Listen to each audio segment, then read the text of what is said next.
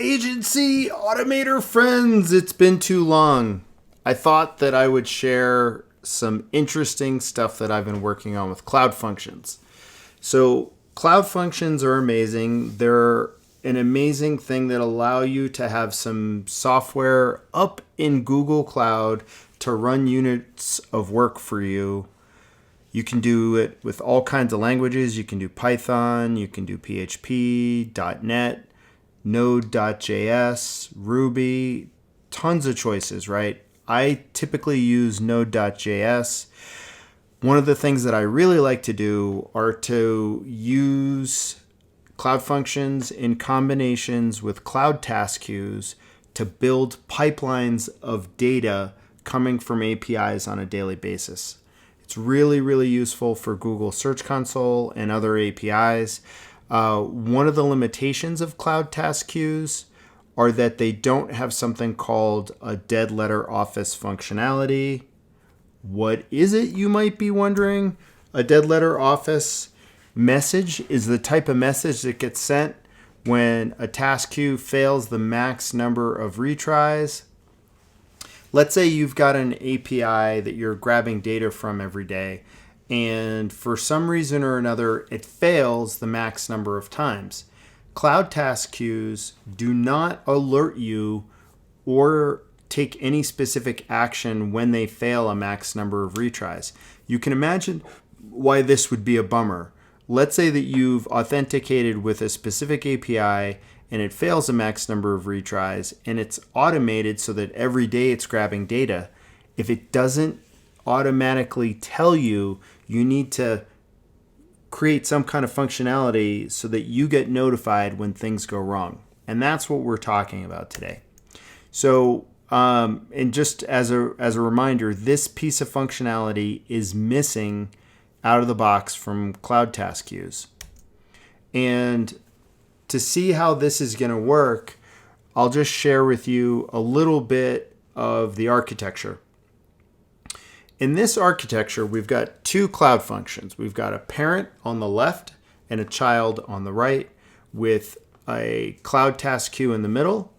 And the way that things work is that the parent is going to delegate work to the child through the cloud task queue.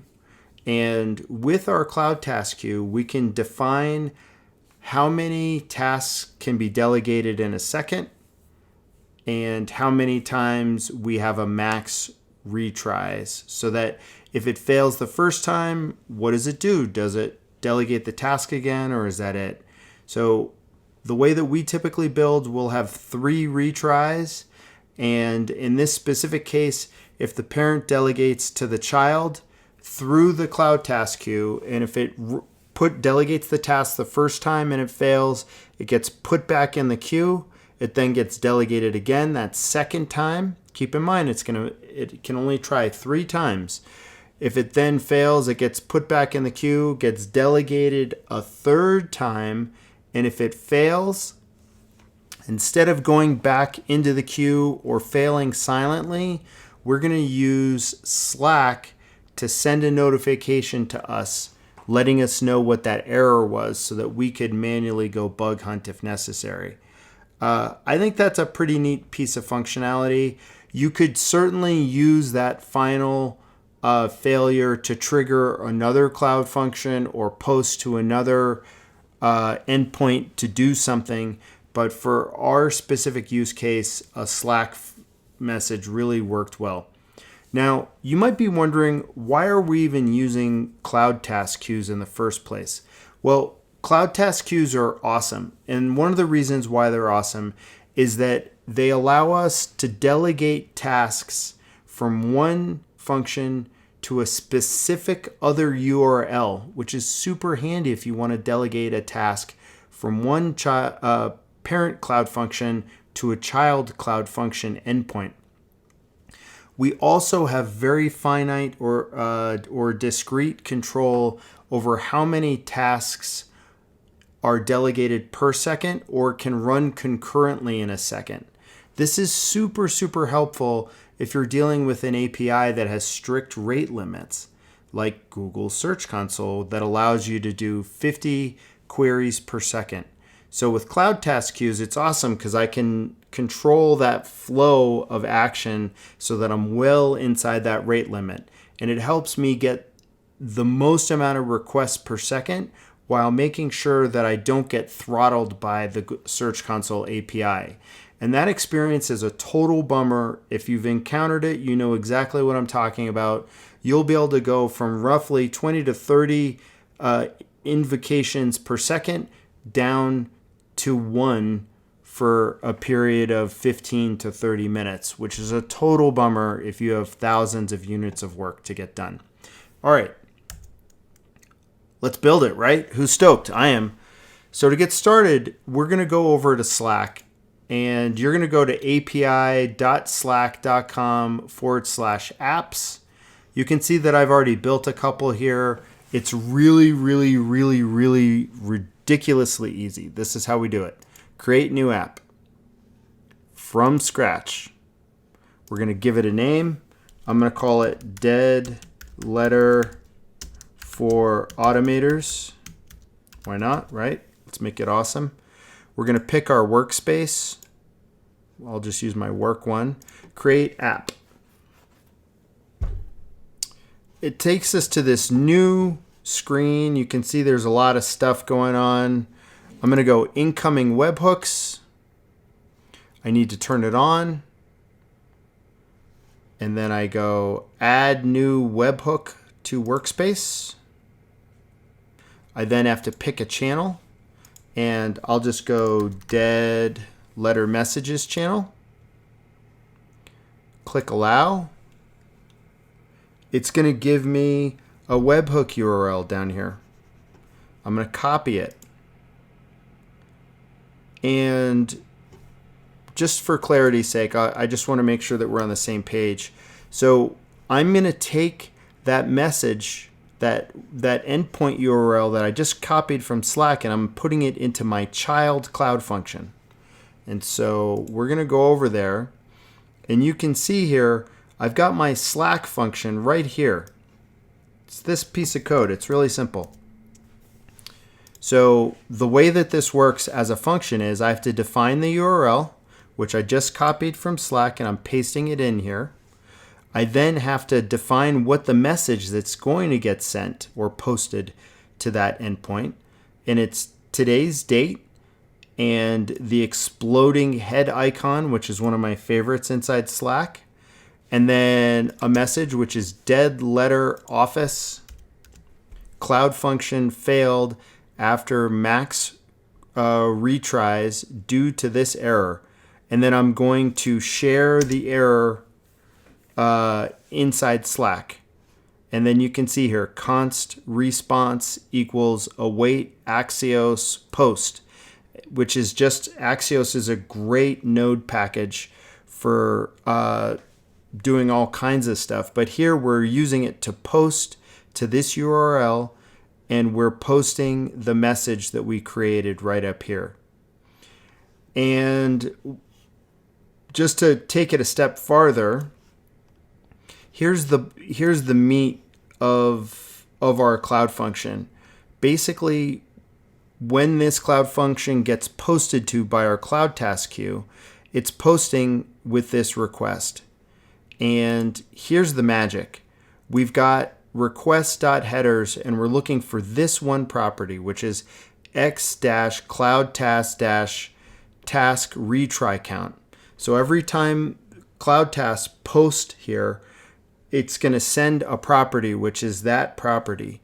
And we're waiting till that property, if it fails, inside our error clause here, you'll notice where I'm looking for that recount, that retry count variable up here. And if that equals 2, then I'm going to run my Slack function, which is going to send a message. And the reason why we know it's going to error is I'm making it error, which is really exciting. So the first thing is I want to log the number of retry counts each time this runs. And then the second thing that I'm going to try and do is console log cat. Notice this is not a string, it's a variable. And I don't define it anywhere up here in my function, which means that it's undefined. And because it's undefined, it's going to error and be broken, right? And which means it's going to trigger the catch part of my function of the try catch. And then if that retry count equals 2, it's going to run my Slack error, my Slack message, and it's going to do something awesome. Here we go. So we're going to deploy that function. And while we're waiting for that to deploy, it'll take about 2 minutes. I want to just show you a couple things. The first thing is my cloud task queue. This is the setup for it. It's really simple. Couple things. So this is what I was telling you about the rate limit section. This is where I'm telling it that it can have 3 dispatch per second, and it can run 3 at a time. And for each one of our tasks, it can try it a maximum of 3 times. And for the first time that it errors, we're going to back off or wait 3 seconds before we try it again. And you'll notice down here it says max doublings. So it's going to wait 3 seconds. It's going to then delegate the task again to try. If it fails again, remember it's doubling. So it goes 3 seconds the first time, 6 seconds the second time, 12 seconds the third time. The maximum amount of backoffs is 3,600 seconds. It'll never hit that though because we have only 3 doublings. And we've enabled our Stackdriver logs so that we can watch everything happen in the logs for debugging purposes. So I go save. Here's my parent function. It's pretty simple. It's just creating a cloud task, and this is what that looks like. This is the function to do it. You have to define what your project is, the queue that you want to delegate tasks to, and that's the retry task queue that I just showed you. The location is where are we? In this case, this cloud location is in the United States. We have to define what the parent is, the URL for the child function or any other endpoint that we want to post to. This is the payload, which is kind of a garbage payload. It's just to post something. And then this is the interesting part. It's an asynchronous function, so we have to wait for it. And we're creating a task, and we're sending it to the parent, which is defined up here. The task has a dispatch deadline of 20 minutes or 1,200 seconds. It's a request that's a post type. And then we have to send this header telling it that it's a piece of JSON that we're sending. We're sending it to the URL that we defined up here. And the body of the message is a buffer, which is like a base 64 encoded string. And it's a buffer that's coming from a stringified version of this payload up here. And so basically this function, all it's doing is sending this garbage payload to the cloud task queue, which will then get delegated to the child. I don't need to redeploy this because it's already deployed. I'm going to hit cancel. I'm just going to make sure that my other cloud function, yep, they're all green. That tells me that the other one has been deployed, which is awesome. So this is my parent function. I can go to my testing tab. I'm going to go over here so that you can see the messages. We're going to go test function. Very exciting. And we're going to go into our logs and we're going to watch the stream of stuff come in, which is awesome. Who's pumped? I'm pumped. Who's pumped? I'm pumped. Takes about 10 seconds, by the way, when you're watching your logs. If you're running cloud functions, we'll start to see stuff. Notice error number 1. That's what that red circle with the exclamation points mean. 6 seconds later, we get error number 2. And then we should get error number 3 in a second. Well, 12 seconds to be precise. Here it comes. Get excited. We're going to see some more information. to the best of my knowledge, we should see a little bit more information. We should see some information out of our child function. At least I was expecting to see some more, but it doesn't really matter because all we wanted to show was the fact that we're getting that message right there. Boom.